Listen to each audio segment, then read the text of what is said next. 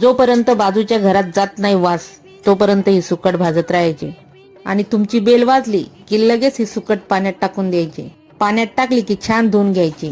आता कढईत टाकायचं तेल, त्यात टाकायचं कांदा, लसूण, हिरवी मिरची. जोपर्यंत कांदा होत नाही लाल चटक तोपर्यंत हे भाजतच राहायचं. भाजता भाजता त्यात मीठ टाकून द्यायचं. आता कांदा बाजूला सारायचा आणि त्यात टमाटे टाकून द्यायचे. आलटून पलटून झाले की त्यात टाकायची हळद, धनिया पावडर, घाटी मसाला, मिरची पावडर. आता करायचं आलटून पालटून आणि जोपर्यंत तेल सुटत नाही तोपर्यंत कोकम टाकायचं नाही.